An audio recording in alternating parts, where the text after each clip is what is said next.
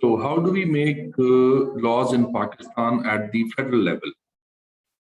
Actually, the system is known as bicameral legislation system. Bicameral. Bi means two. So the system of lawmaking in Pakistan is of two houses, lower house and upper house. दोनों जो houses हैं ये दोनों मिल के कहलाते हैं parliament.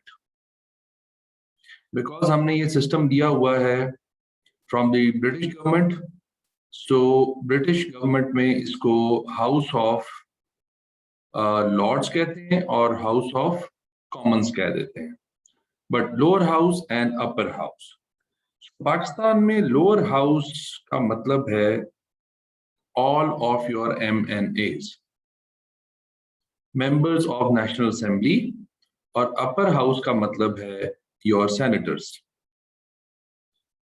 Lower house MNA, upper house senators, both of them are known as parliament. Simple procedure of lawmaking at federal level is that bill is initiated at the lower house. Bill का मतलब है proposed law. जो law ने अभी बनना होता है उसका जो proposal होता है उसको आप कह सकते हो कि वो bill है. बिल जब लोअर हाउस पे प्रपोज होता है, अगर तो ये सिंपल मेजॉरिटी विच मींस 50% से ज्यादा वोट जिस तरफ भी हो जाएं, फॉर एग्जांपल अगर लॉ को एक्सेप्ट करने में हो जाएं, तो ये समझा जाता है कि लोअर हाउस से ये पास हो गया है. Then if it is pass from the lower house, it is sent to the upper house जो कि सेनेट है. सेनेट में फिर इस पे इलेक्शन होते हैं, लोग वोट करते हैं, और अगर सेनेट से भी ये पास हो जाता है तो ये समझा जाता है कि पार्लियामेंट से लॉ पास हो गया है. And then it is sent to the president for his signatures. वो अपने सिग्नेचर कर देता है और ये लॉ जो है ये पास हो जाता है, और इसके बाद ये लॉ इम्प्लीमेंटेशन की तरफ चला जाता है. अगर हम प्रोविंशियल लेवल पे देखें तो उसमें जो हमारे MPAs हैं एक्चुअली वो इन्वॉल्व होते हैं, और साथ उसके प्रेसिडेंट की जगह गवर्नर जो है वो इन्वॉल्व होता है. सो बेसिक जो लॉ मेकिंग प्रोसेस है वो तो ये होता है कि bicameral which means to houses, दोनों हाउसेस से लॉ पास होता है और फिर वो प्रेसिडेंट के पास सिग्नेचर्स के लिए चला जाता है, और जब ये पूरा प्रोसेस खत्म हो जाता है तो फिर समझा जाता है कि बिल पास हो गया या लॉ पास हो गया. अब ये why do we need the bicameral legislation system? Bicameral legislation system का एक लॉजिक है. इसके लिए हमें थोड़ी सी जो चीज देखनी पड़ेगी वो ये देखनी पड़ेगी कि who makes the laws in Pakistan? And the answer is the citizens of Pakistan. Citizens. Why? और इसके लिए कॉन्सेप्ट ये समझ लें, इसको कहते हैं, जो पाकिस्तान का सिस्टम है उसको कहते हैं indirect legislation. Indirect legislation, indirectly law making होती है, विच मींस जितनी भी पॉपुलेशन है, whoever is eligible to vote, ये पूरी जो पॉपुलेशन है पाकिस्तान की, ये पूरी पॉपुलेशन अपने अपने रिप्रेजेंटेटिव्स को इलेक्ट करती है अपने अपने एरिया से, अपने अपने इलाके से, जिनको हम लेट से हम कह देते हैं member of national assembly, MNAs. ये जो मेंबर ऑफ नेशनल असेंबली के लोग हैं इनको कौन इलेक्ट करता है? General public. सिर्फ एक सिस्टम ऐसा बना हुआ है कि हम लोग मिलकर इसको सिलेक्ट करेंगे, इलेक्ट करेंगे इलेक्शन के थ्रू, और ये फिर आगे लॉ मेकिंग करेगा हमारे लिए. बट एक्चुअली लॉ मेकिंग हम ही कर रहे हैं, जिसके लिए एक और कॉन्सेप्ट समझना जरूरी है. जो हमारा सिस्टम है जिसको हम कहते हैं डेमोक्रेसी. डेमोक्रेसी का मतलब होता है डेमो मींस पीपल एंक्रेसी means rule. So rule of people is known as democracy. Actually लोगों का ही रूल होता है, but we go for indirect legislation. Directly हम legislation नहीं बना रहे होते, directly हम law pass नहीं कर रहे होते, indirect legislation होती है. हम अपने representative elect करते हैं, हम इनको power देते हैं कि आप हमारे behalf पे आप law making कर लें. So then they make laws. MNAs हैं. अब थोड़ी सी डिटेल जरा MNAs की हम देखते हैं कि MNAs क्या होते हैं, कैसे इलेक्ट होते हैं, कितनी सीट्स इनकी होती हैं. ये हमारे पास एक्चुअली टोटल डिटेल है, इसको जरा अच्छे तरीके से समझ लें. ये हमारे पास प्रोविंसेस हैं या एरियाज हैं. For example Punjab, Sindh, KPK, Balochistan, FATA and federal capital area. और ये हम टोटल डिस्कस करेंगे इधर. इस तरफ हमारे पास जनरल सीट्स हैं, विमेन रिजर्व्ड सीट्स हैं, नॉन मुस्लिम रिजर्व्ड सीट्स हैं, एंड देन टोटल. इस चीज को समझना जरूरी है. अब the question is what are these general seats. Actually general seats वो सारी सीट्स हैं जिन पे लोग इलेक्शन लड़ रहे होते हैं, जिन पे लोग compete कर रहे होते हैं, जिनके लिए वोटिंग हो रही होती है. विमेन रिजर्व सीट्स के लिए और इन सीट्स के लिए वोटिंग नहीं हो रही होती, ये रिजर्व सीट्स होती हैं. ये 60 सीट्स जो हैं, 60 सीट्स, ये सिर्फ विमेन की ही है. इसका ये मतलब नहीं है कि जनरल इलेक्शन में वुमेन नॉट पार्टिसिपेट कर सकती हैं उसमें भी, बट ये उनके लिए रिजर्व है. और ये नॉन मुस्लिम्स के लिए रिजर्व है 10 सीट्स इन पाकिस्तान. अब थोड़ा सा इसका मैकेनिज्म समझें. पहले ये क्यों सीट्स डिफरेंट दी हुई हैं पंजाब के लिए, सिंध के लिए और KPK के लिए एंड बाकी सब चीजों के लिए. डिफरेंट इसलिए है कि ये सीट्स जो हैं ये डिपेंड करती हैं आपकी पॉपुलेशन पे. एक एरिया की कितनी पॉपुलेशन है, तो हमें आइडिया है कि पंजाब जो है वो सबसे ज्यादा पॉपुलस प्रोविंस है पाकिस्तान का, पॉपुलेशन सबसे ज्यादा है, तो इसकी सीट सबसे ज्यादा है 148. इसी हिसाब से अगर आप ये देखो तो ये पॉपुलेशन के हिसाब से जो है वो सीट्स बनी होती हैं. ये बिकॉज पुराने स्टैटिस्टिक्स हैं, नए सेंसस, नई मर्दमशुमारी जब होती है तो वो हो सकता है नंबर ऑफ सीट्स इंक्रीज कर जाए बिकॉज पॉपुलेशन इंक्रीज कर रही है, बट अभी तक यही चल रहा है. So Punjab has more population, so it has more representatives. Around 500,000 लोगों पे एक सीट जो है वो मिली हुई है, अराउंड अप्रोक्सीमेटली बता. So इतनी पॉपुलेशन पे एक सीट जो है वो ये बन जाती है. बट अब इन लोगों को तो इलेक्शन लड़ना पड़ता है, इसमें से कुछ लोग हारते हैं, कुछ जीतते हैं. ये सीट्स का क्या बनता है? इस सीट्स के लिए आपको एक छोटा सा काम करना पड़ेगा. ये सीट्स, रिजर्व सीट्स जो हैं, ये इन सीट्स की प्रोपोर्शन के हिसाब से डिफरेंट पार्टीज को मिलती हैं. फॉर एग्जांपल पहले इसका हम प्रोपोर्शन निकालते हैं. प्रोपोर्शन निकालने के लिए क्या करना पड़ेगा? 272 divided by 60 is equal to 4.5. ये जो 4.5 है ना, ये इसका एक प्रोपोर्शन निकल आया. प्रोपोर्शन का मतलब ये है, लेट्स से PTI जो है वो अगर 9 सीट्स विन करती है जनरल इलेक्शन में, तो 4.5 के रेशो से उनको 2 seats from women reserve automatically इनके MNA बने वोटिंग बेस पे, ये ऑटोमेटिकली MNAs बन जाएंगी. अब ये विमेन की कैसे पता चलेगा कि कौन सी है? तो जब भी इलेक्शन हो रहे होते हैं तो हर पार्टी जो है वो अपनी 60 विमेन की लिस्ट जो है वो सबमिट कराती है टू द इलेक्शन कमीशन. उनमें प्रायोरिटाइज किया होता है या बाद में प्रायोरिटाइज कर लेते हैं। तो जैसे ही आपको जनरल इलेक्शन में 4.5 या 4 सीट्स मिलती हैं, 5 सीट्स मिलती हैं, ऑटोमेटिकली एक सीट आपकी विमेन रिजर्व सीट में से ऐड हो जाती है into your total seats. So जब ये 9 सीट्स विन करेंगे in general election, 2 seats will be added from the women reserve seats based on this 4.5 ratio, so they will have 11 seats.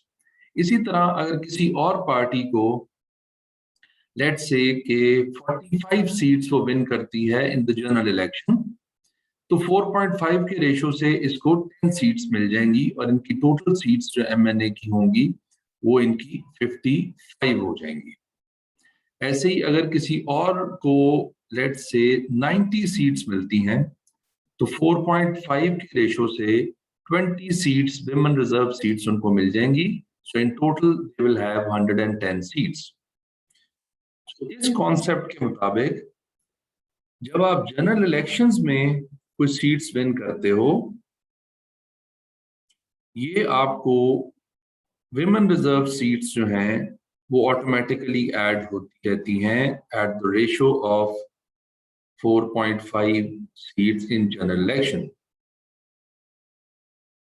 तो इस प्रोपोर्शन से आप जो है वो अपनी टोटल नंबर ऑफ सीट्स बनाते हो। इसी कॉन्सेप्ट को अगर ऐसे देख लिया जाए कि 272 डिवाइडेड बाय 10, सो ये आंसर आएगा 27.2, लेट्स से 27। जब आप 27 सीट्स जनरल इलेक्शन से विन करेंगे, आपकी एक seat from non Muslim automatically उसमें ऐड हो जाएगी। You don't have to run for elections on these 70 seats, 60 women की और 10 जो हैं वो नॉन मुस्लिम्स की। So they are known as reserved seats. Now, why do we need bicameral legislation? Why can't the MNAs make a law? The problem is, one of the problems is, let's suppose, पहले तो दो concept कर लेते हैं, what is a simple majority and 2/3 majority. Simple majority का मतलब ये है कि अगर आपके 100 लोग हैं और 51 जो हैं वो आपको यस में वोट कर देते हैं लॉ मेकिंग में, और 49 या उससे लेस जो हैं वो नो में वोट कर देते हैं, अगर आप 51% येसेस ले लेते हो, आपका लॉ पास हो जाता है, सिंपल मेजॉरिटी आपने अटेन कर ली है। ये सिंपल मेजॉरिटी होती है, मोर देन 50%।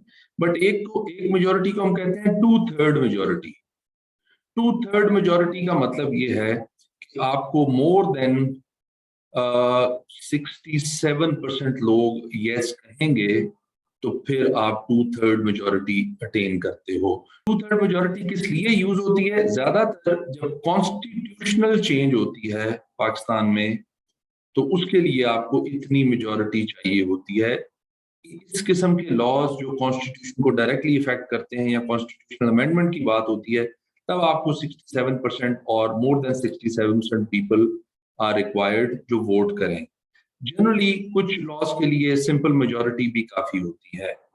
सो इस कॉन्सेप्ट को समझते हुए अगर सिंपल मेजॉरिटी को देखें तो हमें पता ये चलता है कि 342 divided by 2 is equal to 171। 50 से प्लस होने के लिए इफ यू हैव 172 सीट्स किसी भी एक पार्टी के पास, तो ये सिंपल मेजॉरिटी अटेन कर जाती है। सो इस बेस पे अगर ऐसा हो कि एक पार्टी सारी की सारी सीट्स पंजाब में विन कर जाए और बाकी पूरे पाकिस्तान से सारी सीट्स लूज भी कर जाए, तो they have very good simple majority, far more than what is required. 172 is required, they have 183 or more than 183. So ये भी प्रॉब्लम हो सकता है कि अगर सिर्फ नेशनल असेंबली ही लॉ बना रही हो, तो ऐसी सिचुएशन आ जाए कि पंजाब के लोगों से मिलके फेडरल गवर्नमेंट बन जाए, प्राइम मिनिस्टर इनका बन जाए, या इनके पास सिंपल मेजॉरिटी के वोट्स अवेलेबल हों, तो शायद इन प्रोविंसेस के लिए जो लॉज बन रहे हैं उसमें शायद बायसेस आ जाएं और ये अपने फायदे के लिए सोचता रहे और इनका नुकसान भी हो जाए तो कोई मसला नहीं है इनको। इस चीज को कवर करने के लिए एक्चुअली बायकैमरल लेजिस्लेशन सिस्टम रखा गया है, विच मींस कि अगर ऐसी बात हो जाए और लोअर हाउस से पास हो भी जाए बिल, तो अपर हाउस जो है वो इस चीज को टैकल कर लेता है। अपर हाउस किससे बना हुआ है? अपर हाउस सेनेटर्स से बना हुआ है। तो सेनेटर्स देखते हैं कि सेनेटर्स में कैसी डिवीजन और किस तरीके से है कि वहां कैसे जाके चीज फिल्टर हो जाती है। तो ये सेनेटर्स का हम सिस्टम देखें तो सेनेटर्स एक्चुअली ये प्रोविंसेस हैं हमारे, और ये इनकी टोटल नंबर ऑफ सीट्स है फ्रॉम ईच प्रोविंस। यहां आपको ये पता चलता है ये इक्वल प्रोपोर्शन में दिए हुए हर प्रोविंस को। सो लोअर हाउस से अगर बिल पास हो भी जाता है तो अपर हाउस में हमें एटलीस्ट प्रोविंसेस चाहिए जो मिले, सारे के सारे लोग मिल जाएं, तो फिर शायद वो एक सिंपल मेजॉरिटी या 2/3 मेजॉरिटी बना सकें। इस चीज को खत्म करने के लिए जो है हमारे पास सेनेट भी होती है, बिकॉज इसमें इक्वल रिप्रेजेंटेशन होती है फ्रॉम ईच प्रोविंस। ओके, इसमें एक और चेक रखा गया है जो बड़ा जरूरी है मजीद चीजों को ठीक करने के लिए। जो हमारा लोअर हाउस है, लोअर हाउस का टेन्योर जो है लोअर हाउस का, दैट इज 5 years। 5 years के लिए आपके MNAs आते हैं, इनका 5 years का टेन्योर होता है। और जो आपका सेनेटर है, जो अपर हाउस है, ये आते हैं 6 years के लिए। सो ये जो इनकी स्टार्ट एंड एंड डेट है ऑफ वोटिंग, ये भी डिफरेंट होती है। सो at this time, if you have a PTI government as MNA, you might have the PMLN people in the Senate। और जब PMLN की गवर्नमेंट लोअर हाउस में थी तो पीपल्स पार्टी, बिकॉज उससे पहली गवर्नमेंट थी, तो वो उसका सेनेटर्स होंगे। अब एक और बात यहाँ इंपॉर्टेंट है कि हु सिलेक्ट्स द सेनेटर्स। तो उसके लिए MPAs जो हैं वो आपकी सेनेटर को सिलेक्ट करते हैं। अपर हाउस के लोगों को MPAs कौन है? Member of provincial assembly. So इसीलिए इक्वल रिप्रेजेंटेशन होती है from all the provinces. Another interesting thing is senate जो है उसमें और भी चीजें डिफरेंट हो रही होती हैं। अब इस स्टेटमेंट को जरा अगर आप गौर से सुने, every senator will have a tenure of 6 years, but election of the Senate takes place every 3 years। Election 3 साल बाद होते हैं सेनेट के, और जो टेन्योर है वो 6 years है सेनेटर का। एक और बात, 50% of the Senate changes every 3 years। अब ये फर्दर कंफ्यूजन वाली बात आ गई। एक्चुअली होता ये है, लेट सपोज अगर एक इलेक्शन ईयर 2000 में हुए